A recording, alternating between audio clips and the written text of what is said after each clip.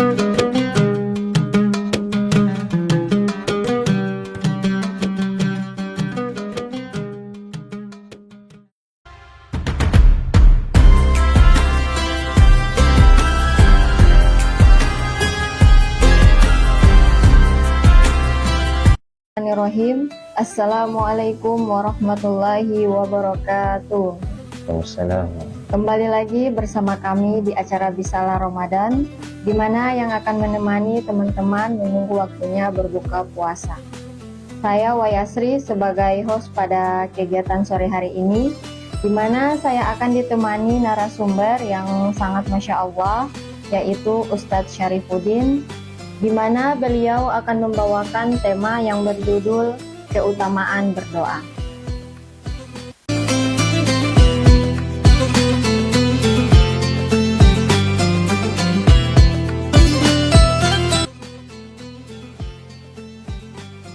Ya, sekarang Ustadz Syarifuddin sudah bersama-sama saya di sini. Assalamualaikum Ustadz. Waalaikumsalam warahmatullahi wabarakatuh. Bagaimana kabarnya Ustadz? Alhamdulillah, baik. Langsung saja kita persilahkan kepada Ustadz Syarifuddin untuk memaparkan materi yang berjudul keutamaan berdoa. Bismillah. Assalamualaikum warahmatullahi wabarakatuh. Alhamdulillah wassalatu wassalamu ala rasulillah wa ala alihi wa sahbihi wa man wala. Alhamdulillah, kaum muslimin dan muslimat, pemirsa Bisalah Ramadan yang dirahmati Allah Subhanahu wa taala. Saya bersyukur kita bisa berjumpa kembali dengan tema keutamaan berdoa. Bapak Ibu kaum muslimin dan muslimat yang semoga dirahmati Allah Subhanahu wa taala. Ketika seorang diperhadapkan dengan sebuah ujian, sebuah musibah, sebuah cobaan, maka satu larangan dari Allah Subhanahu wa taala adalah dilarangnya kita untuk berputus asa dari rahmat Allah Subhanahu wa taala. Wala tayasu min rauhillah, dan jangan kamu berputus asa dari rahmat Allah Subhanahu wa taala. Lalu apa solusi ketika Allah melarang kita untuk putus asa sementara persoalan hidup, musibah demi masalah itu setiap saat kita diperhadapkan oleh Allah Subhanahu wa taala? Maka Allah dan syariat Islam memberikan tuntunan yang begitu luar biasa, di mana kita diberikan solusi untuk berdoa kepada Allah Subhanahu wa taala. Dan kata Allah Subhanahu wa taala, "Wa idza sa'alaka ibadi anni fa inni qarib." Jika hambaku wahai Muhammad bertanya tentangku, maka katakan bahwa aku ini dekat. Ya. Allah itu sangat dekat terhadap setiap hamba.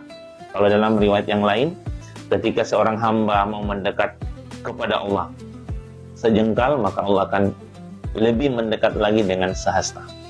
Jika seorang hamba mau mendekat kepada Allah sehasta, maka Allah akan lebih mendekat sedepak. Dan begitu seterusnya, ketika seorang hamba mau berjalan kepada Allah, maka seakan-akan dikatakan dalam riwayat, Allah akan berlari kepada hambanya. Ini menunjukkan bahwa diperlukan sedikit gerakan, usaha, upaya untuk berdoa, untuk mendekat, sehingga Allah semakin mendekat kepada kita semua. Bapak Ibu sekalian, setiap ibadah itu memiliki keistimewaan. Jadi, ada keistimewaan yang dipengaruhi oleh tempat, dan ada keistimewaan yang dipengaruhi oleh waktu. Keistimewaan dari setiap ibadah yang dipengaruhi oleh tempat, misalnya, ketika seorang beribadah di Masjidil Haram atau di Masjid Nabawi, ya, atau di Masjidil Aqsa, itu 3 masjid yang memiliki keistimewaan yang sangat luar biasa. Kalau di Masjidil Haram misalnya, satu kali seorang muslim melaksanakan sholat di Masjidil Haram, maka jaminannya bagaikan mendapatkan 100.000 kali lipat sholat di masjid yang lainnya. Kalau di Masjidil Nabawi, Masjid Nabi yang ada di kota Madinah, satu kali orang melaksanakan sholat di situ mendapatkan ganjaran bagaikan dia sholat di masjid yang lainnya sebanyak 1000 kali. Nah, begitu pula yang ada di Masjidil Aqsa, satu kali melaksanakan sholat di Masjidil Aqsa, bagaikan dia melaksanakan 500 kali sholat di masjid yang lain. Ini contoh keutamaan dari sebuah ibadah yang dilaksanakan berdasarkan di mana kita melaksanakan. Ya, atau misalnya seorang yang melaksanakan sholat di rumahnya mendapatkan pahala, tetapi akan berbeda ketika dia melaksanakannya secara berjamaah di masjid. Salah satunya misalnya dalam riwayat bisa ba'ina darajah. Seorang yang sholat di masjid mendapatkan 27 keutamaan derajat dibandingkan melaksanakan sholat sendirian di rumah. Ini berdasarkan tempat. Yang kedua, ada momen di mana ibadah itu menjadi istimewa berdasarkan waktu. Iya, misalnya pada saat ini kita berada di bulan Ramadan. Ibadah kita dilipat gandakan, puasanya dilipat gandakan pahalanya, ibadah sholatnya, ibadah infaknya, sedekahnya. Ini karena berdasarkan waktunya, karena kita berada di bulan yang istimewa, bulan Ramadan. Sama dengan kita berdoa, Bapak Ibu sekalian. Ada saatnya di mana doa itu akan menjadi mustajab, menjadi lebih mudah potensinya untuk dikabulkan Allah itu berdasarkan dua hal tersebut. Yang pertama, di mana kita berdoa. Yang kedua, kapan kita berdoa.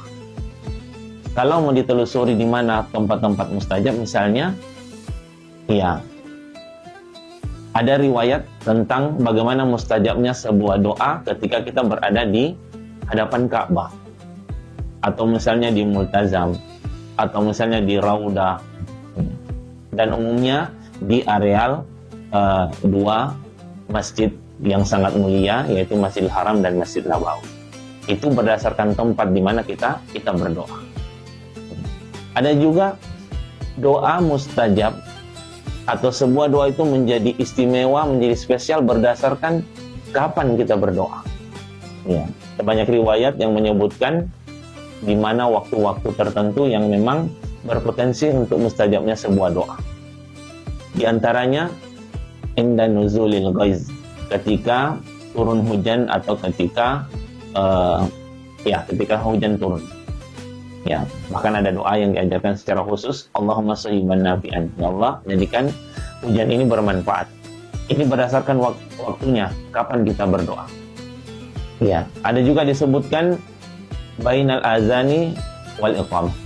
Antara azan dan iqamah itu waktu-waktu yang sangat singkat tetapi sangat mustajabnya sebuah doa. Bainal khutbatain, pada hari Jumat di antara dua khutbah itu. Makanya manfaatkan momen sedikit itu ketika khutib sedang duduk, manfaatkan untuk berdoa dengan doa yang kita anggap itu doa yang paling kita butuhkan kepada Allah Subhanahu wa taala. Iya, dan masih banyak tempat dan waktu. Ya, kalau dari segi waktu termasuk dalam bulan Ramadan ini. Di Ramadan saat menjelang buka puasa, pada saat kita ingin menghadapi sahur. Ya, itu semua adalah waktu-waktu di mana telah dijelaskan oleh baginda kita sebagai waktu mustajabnya untuk berdoa. Ya, barangkali sekedar pengantar kita pada kesempatan yang berbahagia ini cukup sekian. Saya kembalikan kepada host.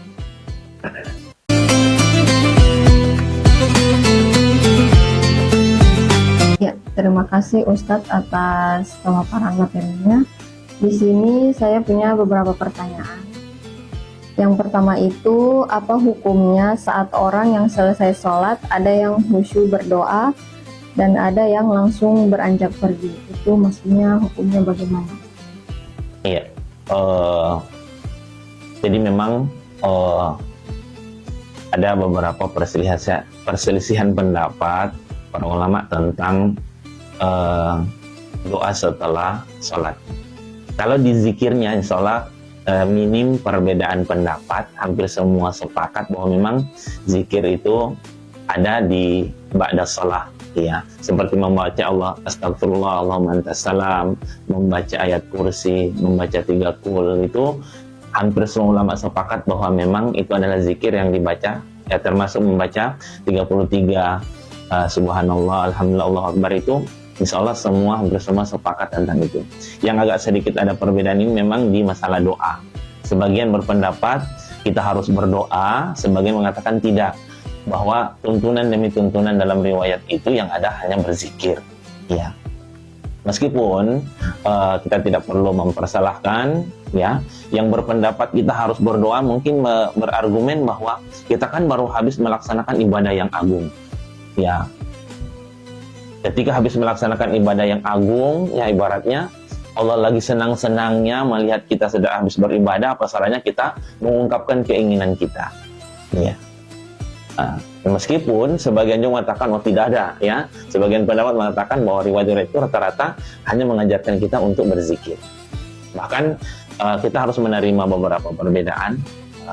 Kadang kita melihat di beberapa masjid, termasuk di Masjidil Haram dan Masjid Nabawi, kita tidak menjumpai imam memimpin pelaksanaan doa. Jadi kalau di Masjidil Haram dan Masjid Nabawi, habis sholat masing-masing berdoa. Kita tidak akan mendengarkan, ya meskipun imamnya masih pakai mic, ya kalau dia bernapas pun kita dengar, tapi kita tidak mendengarkan dia memimpin, ya karena itu memang setiap mazhab punya pendapat masing-masing. Yang penting yang tidak ada perbedaan itu adalah bahwa kita berzikir setelah sholat. Ya, adapun masalah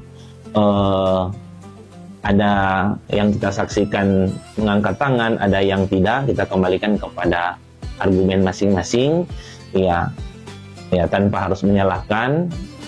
Kalau yang berpendapat harus angkat tangan, ya dia bilang ya namanya kita meminta angkat tangan. Ada juga yang bilang tidak perlu, karena dalam contoh-contoh Nabi misalkan seperti yang diamalkan di Masjid Nabawi, Masjidil Haram, tidak mengangkat tangan setelah sholat, karena memang menganggap tidak ada contoh, dan berargumen begini, tidak semua doa itu harus dalam bentuk angkat tangan, apalagi dalam doa yang rutinitas, ya seperti kita memberi salam itu doa assalamualaikum ketika bertemu, itu tidak mengangkat tangan, ya. Dan beberapa contoh-contoh doa yang lain, ya doa ketika sahabat kita bersin, kita memberikan doa ketika dia berdoa, kita balas dengan doa, itu tanpa mengangkat tangan. Jadi para ulama juga ada yang berpendapat bahwa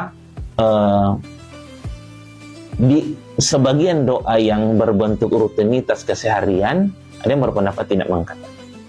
Dan meskipun kita saling menghargai, ya karena kata Allah, wa qul i'malu ala makanatikum.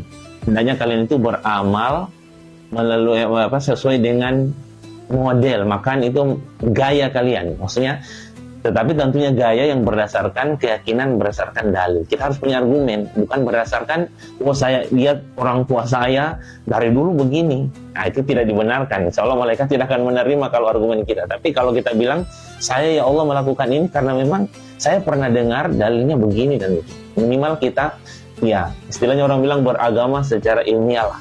Kita melakukan ini karena setidaknya kita pernah dengar lah.